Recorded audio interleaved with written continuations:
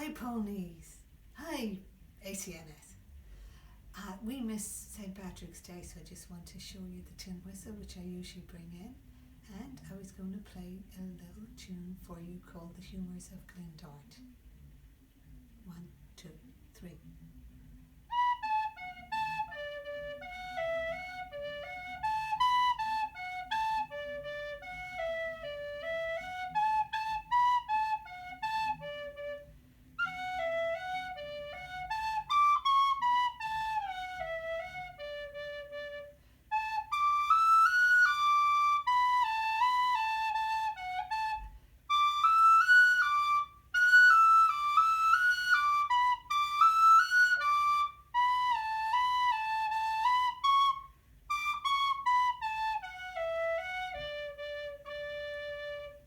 Now, if you went to school in Ireland, you would learn this in your probably kindergarten to first grade.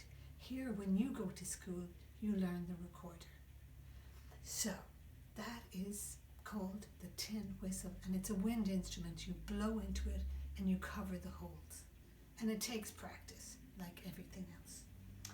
I was also going to read you this story called Albert the Dragon.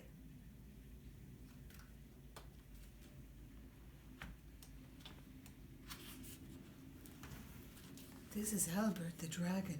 Ooh, he's in the bed. I bought this while I was in Ireland about a month ago. There's a village nearby, indeed rather close, where there lived an old dragon who loved to eat toast. He was often seen and really quite shy. Now if you keep reading, you'll soon find out why.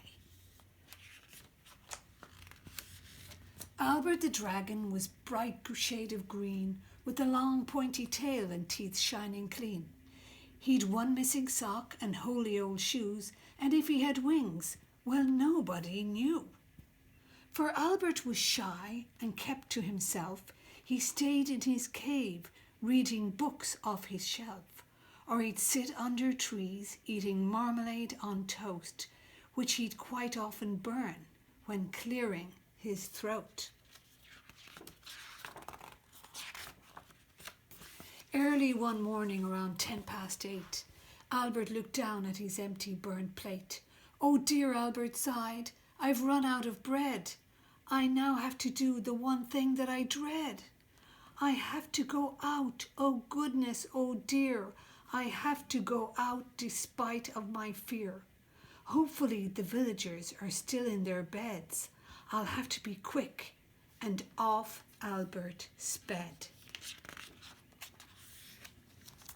With coat-tails flapping in the cool morning breeze, and much clicking and clacking of dragony knees, he hurried along, heading straight for the shop. Then all of a sudden he came to a stop.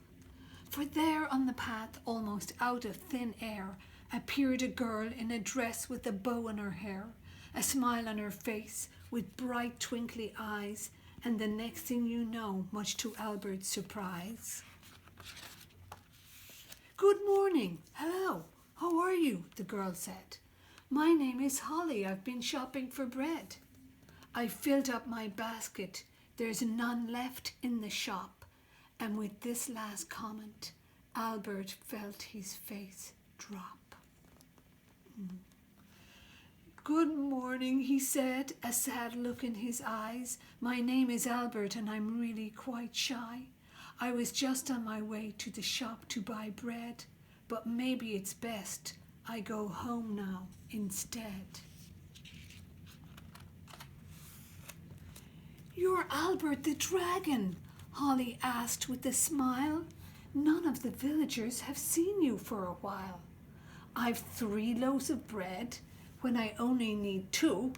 Here," Holly offered, "here's 1 loaf for you." Then Holly inquired as they wandered along, "Why is it you've stayed in your cave for so long?" Albert sat down and then wearily said, "It's hard to explain. I'll just show you instead." At that he stood up and unfolded his wings, wings which consisted of numerous things: umbrellas and flags and torn woolen tops, not to mention 3 smelly, mismatching old socks. The thing is, Albert whispered, trying hard not to cry, smoke curling from his nostrils as he sighed a small sigh, I am frightened that someone will laugh at my wings and the fact that they're made up of all sorts of things. For once long ago I flew through a storm where the wind were so strong my wings became torn. Gloomy and sore, I hobbled back home and attempted to fix them up all on my own. Holly just smiled. There's nothing to fear. Come back to my house, I live very near. On a shelf in the garage, in a box labeled things, there's bound to be something for mending your wings. Now cheer up, said Holly. You just need some help. It's harder to fix these things all by yourself. Let's talk to my dad, he'll know what to do. I'm sure he can help make your wings good as new. While Holly and Albert were ambling along, Holly suggested that they both sing a song.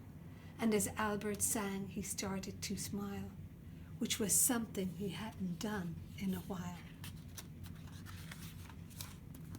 They reached Holly's house, by now singing loudly. This is Albert, she announced to her parents quite proudly. Then her dad got the box, which was simply marked things, the things that could help them to mend Albert's wings. The things were red curtains with bright yellow spots, some short lengths of string and some glue in a pot. In no time at all, they'd covered in his wings. And then once again, Albert started to sing. A most wonderful song, a song about dragons with castles and princesses, horses and wagons. At the end of the song, with a small smoky cough, he politely thanked everyone and wished he was off. And there's Albert and Holly. What a nice friend Holly was to Albert. Thank you for listening. Albert the Dragon.